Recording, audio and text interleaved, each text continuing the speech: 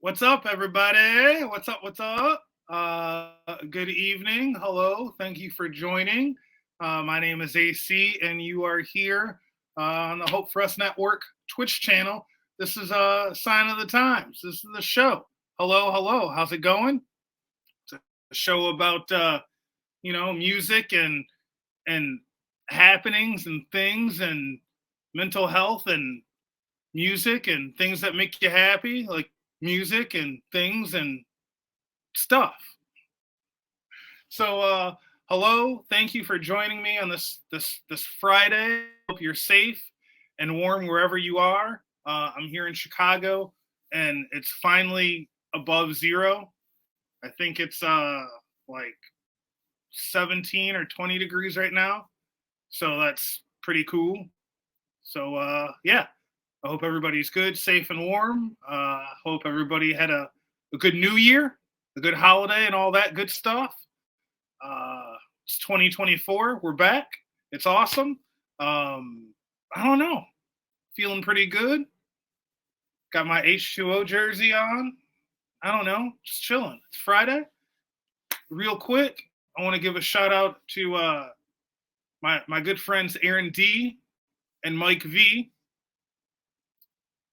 Partners in crime on the Tomorrow Show that streams on the Hope for Us Network Twitch channel on Sundays. We got a new episode coming up this Sunday. It's going to be pretty sweet. New segment of Nature is Amazing and So Are You. I know Mike V and I got a new thing for Theory and Beats, a new song that I think we're going to possibly going to play for you. And we're going to have Guardrail in the house. Great band. They're awesome. They were, I had a couple of them on my show last year. Great band. They're doing big things. They're seriously everywhere. Going to be talking to them. They got their Snooze Fest happening that they do every year. So it's going to be a riot. Definitely tune in, check it out this Sunday on the Hope for Us Network Twitch channel, 3:30 p.m. Central Standard Time. Tomorrow's show. It's gonna be dope. Tune in. It's gonna be awesome. Let's I don't know. Let's just get right into it. You know, talk about stuff, music. I don't know. 2024. It's kind of already starting out with a bang. I feel like I'm gonna start calling this year the year of the callouts, and I'm gonna get to all that as I keep talking.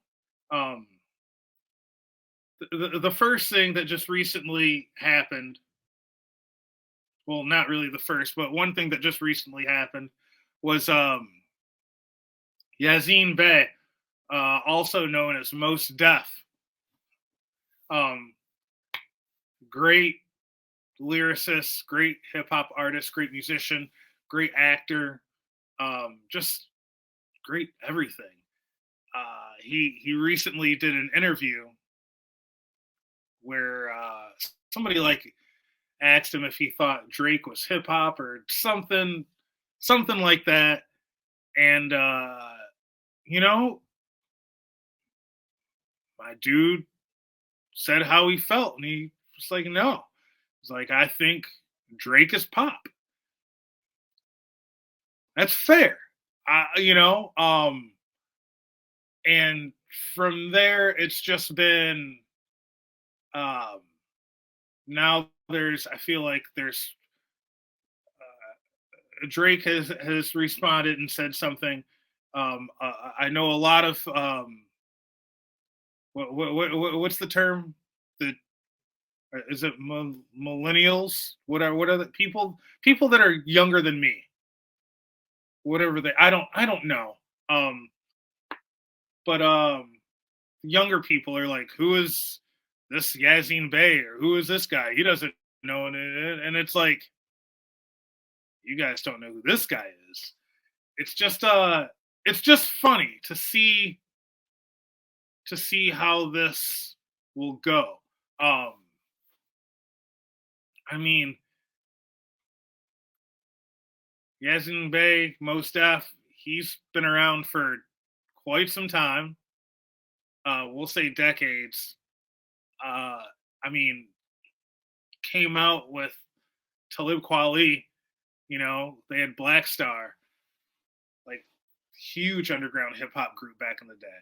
Like we're talking hip hop underground, like roots. You know, um, so I could definitely understand why.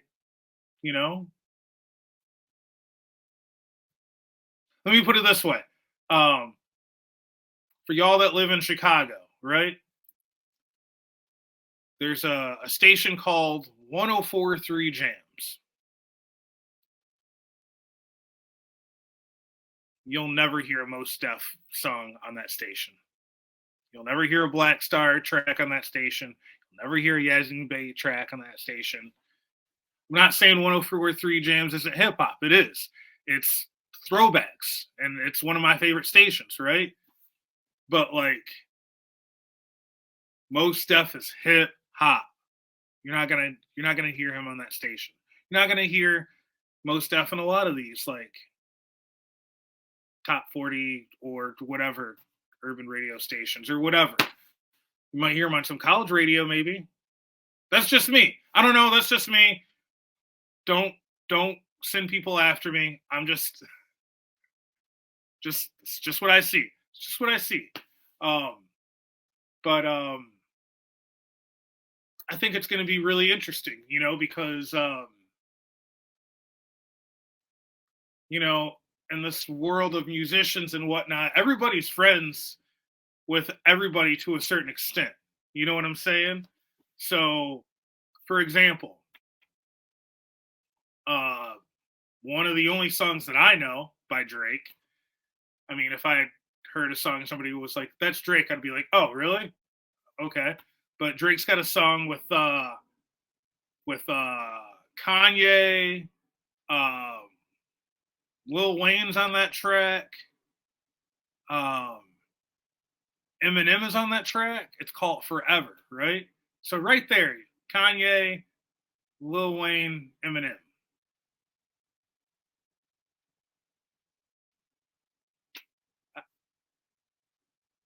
Talib Kweli, Mos Def.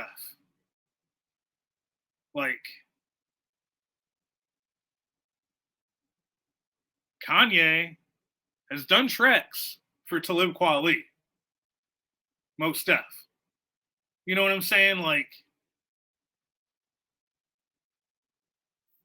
there's there's a people run in the same circles. It's just interesting, you know.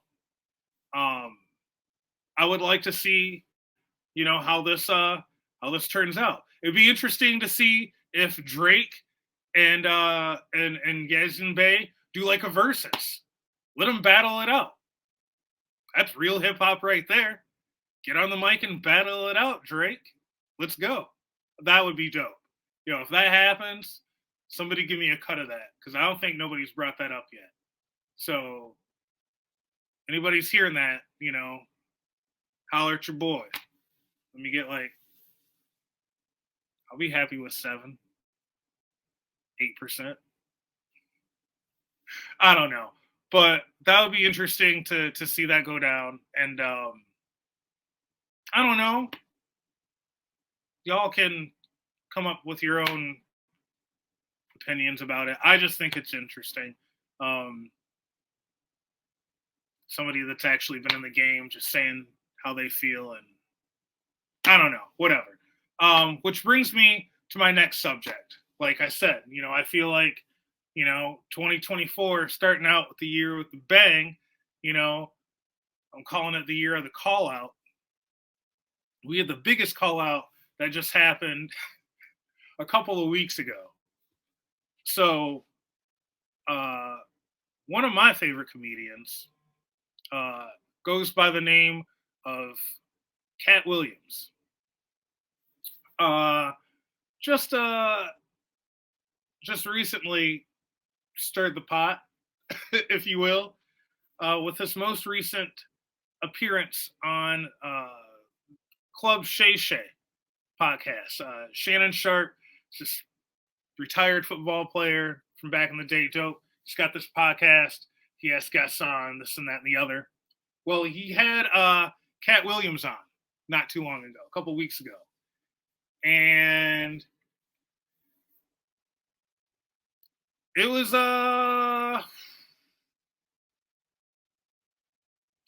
it was very, I wouldn't say eye opening. I don't know. Exposure. I don't know what you would want to call it, but Cat Williams pretty much said how he felt about people, and called a lot of people out. This dude has been in the game for a long time. Okay, he's seen it all. He's seen it all. He's been around. He's got like a dozen Netflix specials. He just had one come out recently called Cat Williams World War III, I think it's called. He's been in countless movies. He was in Friday After Next, to name one. He was the animated show that was on Adult Swim, Cartoon Network, Boondocks, the Boondocks. He was the character. A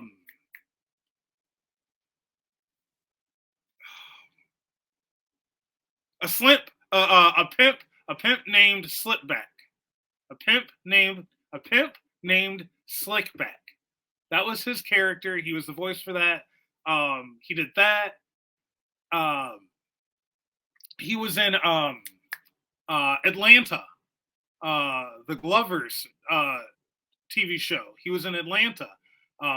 His character, Alligator Man, he actually won an Emmy for that role. Like, it's pretty good. But this Cat Williams, what I'm trying to say is he's been in the game for a long time. He's seen some things, he's witnessed some things, and he pretty much laid it all out there in this podcast. We're not going to play any clips because, obviously copyrights, but you can go look at it. It's gotten over like 50 million hits or something crazy like that. It's ridiculous. Now, a lot of people have not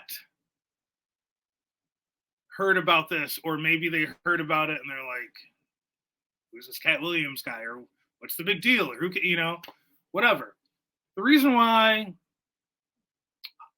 I feel like it's such a big deal, or why people are making it out to be a big deal, or why it's being talked about, or why it blew up so much like it did, is because, to me, in my opinion, you don't usually see comedians going after other comedians like this. You might, hear one of them, maybe, excuse me, from what I've seen, the outside looking in or whatever, maybe you hear one of them take a jab at him, in one of their sets or a punchline. You know what I mean? Um, or like if like what was it like what was it way back in the day when Joe Rogan called out excuse me, Carlos Mencia for stealing jokes. That was a huge thing. Um, and comedians do that. You know what I mean? And Cat Williams, he was talking about that in this interview. He was calling out who was it? What was it? Called out Cedric the Entertainer, I think, for stealing his jokes, and called out Steve Harvey for some things. He called Kevin Hart an industry plant. He called out Ludacris.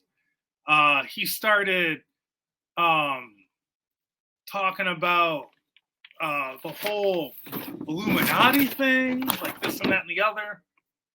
Excuse me. I mean, he was just going off. And like I said, the reason why it's kind of a big deal is like usually don't see comedians going at other comedians like this, especially like in the press like this, like that. It's just crazy. And there were like, a couple people that did come to Cat Williams' defense, and like, Ice Cube, he came out, he was like, well, Cat this, but, this, like, kind of had his back, this and that and the other, which I feel like, Cat Williams kind of needs, in that situation, like you're going after people, I guess be able to back it up, and a lot of it, I don't know, man. I don't know. You people are gonna have to, if you want to dive into it, feel free, go ahead. I think it's real interesting, and a lot of another thing. Why I want to bring it up too is that a lot of people are like, oh, he's on drugs and he's on this and that and the other, and he's all drunk. Look at all that booze he's drinking and da-da-da.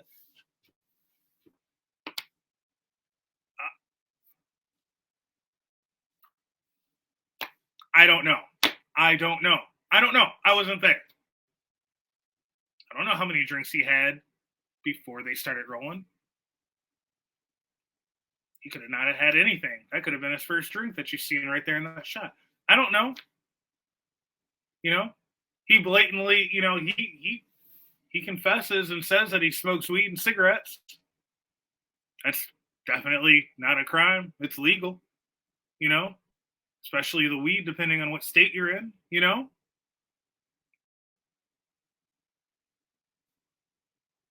I don't know, people are saying, like, oh, he's got mental health issues. Why somebody got to have mental health issues just because they're, I don't know, saying how they feel? They're not violent. He's not sitting there saying, like, I want to take Steve Harvey's head and slam it through a glass window, is he? No. You know what I mean? Like, he's not. He's calling people out for taking jokes and treating others unfairly, I just think it's really interesting.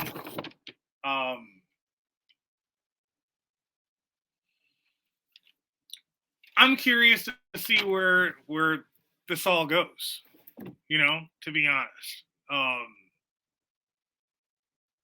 Because, like I said, like the whole Drake and Yazine Bey thing goes, they're all musicians, and all those people run in the same circles. Comedians are just like musicians. Comedians run in the same circles. He's gonna end up seeing one of these people at some point. I don't think nothing will happen, but I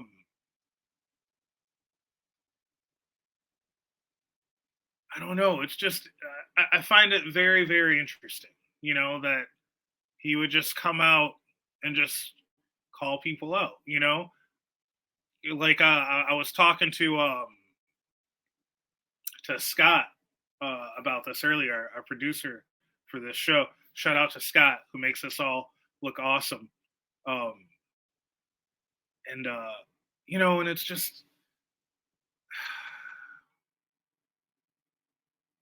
I don't know. It's a different thing. It's a different situation. I can't. I'm used to hearing things like this happen on rap records. You know, like rappers battling out. You know, um, but you just like see a comedian just go after another comedian like that. You know, it's crazy. You know, and the things he was saying. Woo! Who else did he go after? Um, Tyler Perry. Went after Tyler Perry.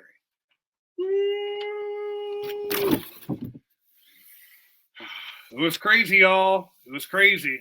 But I don't know. I'm interested to see where this goes from here. You know, I know Cat Williams is on a tour right now. Here's another crazy thing. Ready for this one?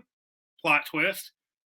So apparently he's taking Kevin Hart's ex-wife with him on a couple of his tour dates, and she's going to open for a couple dates.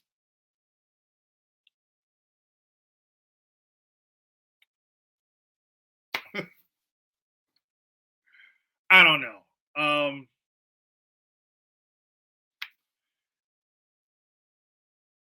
I don't know. You can't really say anything bad about the guy, you know? Like, I've never heard about him doing anything bad or anything crazy. The dude's got like, and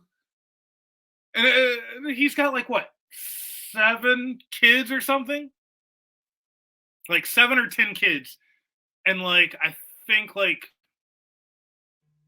1 or 2 of them are his, and the rest of them are all adopted.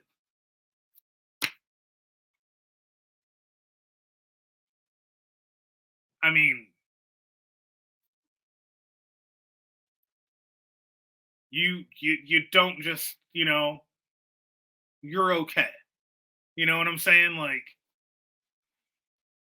nobody's gonna let you be a parent to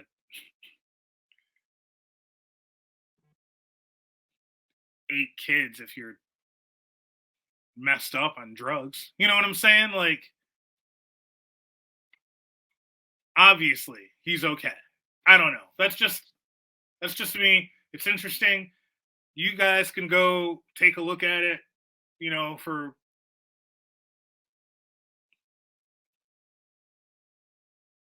I just think it's interesting. Um,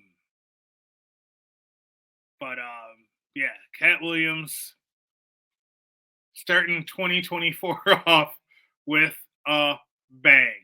Um, I don't know. It's interesting.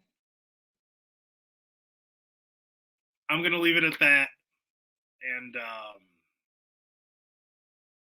I hope nothing bad happens to him because he's a funny comedian.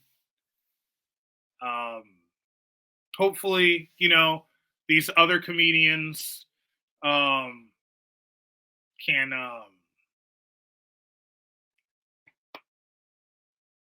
you know, maybe they'll put it in their next bit.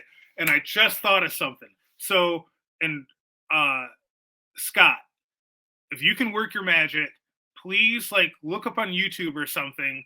Ludacris responds to Cat Williams. While Scott's looking this up, I don't know how I totally forgot about this. Right. So during the interview, Cat Williams calls out Ludacris, right? And pretty much makes a claim that Ludacris is allegedly part of the Illuminati. Calls him out, and you know, calls out his, you know, his sideburns, how he cut off his sideburns for $10 million and all this crazy stuff. But he called out Ludacris, and Ludacris like went into the studio the next day and dropped like a freestyle and just like a freestyle towards Cat Williams and just dissed it. Scott, you're amazing. And just like that, Scott, I feel like you found it. Did you? Because I feel like I saw you pull it up. Oh snap. Is that it? Put a little volume on it for sure.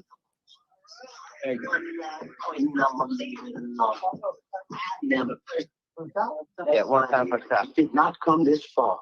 You just break down and lose now. I'm a winner. I'm going to win. All right, I did get a little jealous, man. Cat broke the internet. That did that. I must be quick release things. That's it to start.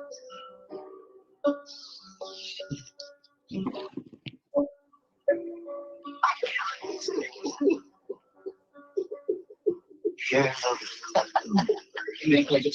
I'm coming for your number one spot. One of us is killer and the other one is not. One of us the realest and the other one what? That's not it. It's okay. I dropped that on you really, really fast. That wasn't fair. Like I said, it was something that I just like I was like, oh yeah, that's right. Ludacris totally did that. It's out there, people. If you see it, it's pretty good. It's awesome.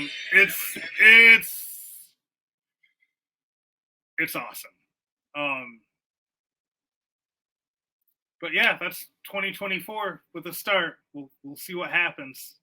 Maybe next episode we'll have a part 2. Maybe Cat Williams will do another interview. But enough of that. Go check out all those comedians. You can go be your own opinion, whatnot, judge person. I don't know. Check it out. Moving on from that. We're going to close out the show with our props to women segment. And I apologize for this show being a little short. Please forgive me. It happens. I'm sorry. So this week, I wanted to give props to a lady that's been in the game for decades. A true icon, a true legend. There definitely will never be another artist like her. There just won't be. The person that I'm speaking of, y'all, Sade. Yo. Sade, amazing. She's, for those of you that don't know, real big, like in the 80s, 90s. I'm sorry. Please excuse me. Real big in the 80s, 90s. Had so many hits. Smooth Operator, Your Love is King, The Sweetest Taboo, By Your Side. Amazing. Just amazing. Like I said, Nigerian, born British singer. She had started out with a group, I want to say their name was called Pride, and she broke off from that group in the 80s, like maybe 1980, 81. And she, with one of the guys from that group, they started writing songs together, and she formed a band. Here's the interesting thing. The band is called Sade. Her name was Sade Adu. So I thought that was interesting, that Sade was actually a band. So Sade Adu the actual female singer, she was signed in 83 and the band was signed in 84. Bonkers. Never knew that. Crazy. But I feel like, you know, when it comes to like female singers, vocalists, like she's definitely up there. It's one of the greats, you know. She's timeless. Her voice, can't touch it. It just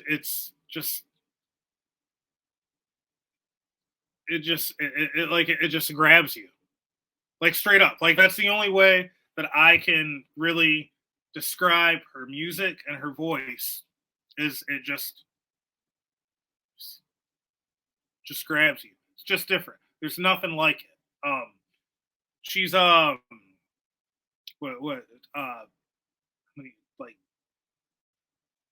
six studio releases she's put out. She was the she became the first Nigerian born artist to win a Grammy in 1986, which is incredible. Songs are timeless. Songs are amazing. Her music has been covered by everyone. You name it, almost everyone to a certain extent has covered her. I've been in a band that's covered her music. Probably my all-time favorite Sade cover was by Deftones. Deftones did a cover of No Ordinary Love. I want to say it came out on their B-Sides record like a long time ago. Great cover, great song. But Sade, definitely just amazing. I can't say enough about her. If you've never really gotten into her stuff, definitely check her out. I don't know. She's great. She's amazing. I don't know. I'm going to stop because I don't know. I'll just keep singing her praises. And then before I know it, Scott will just like send me a little message like, hey, dude, it's 11. We got to go. So with that being said, I'm going to end it on that. Sade is amazing. Go listen to the band and her music. Who would have thought? That's so crazy. Go check it out. She's amazing. That's it. I'm out of here. It's cold. I'm going to go grab like 13 blankets and cuddle up and watch Law and Order SVU. Probably not. Thank you so much for tuning in and joining in with me on this Friday night. I hope you're safe and warm wherever you are, wherever you may be. Make sure you tune in this Sunday for the Tomorrow Show on the Hope for Us Network Twitch channel with myself, Aaron D, and Mike V. It's going to be at 3:30 Central Standard Time. It's going to be awesome. I'm out of here. Thank you for tuning in. Stay safe, stay warm, look out for one another. Peace out, y'all.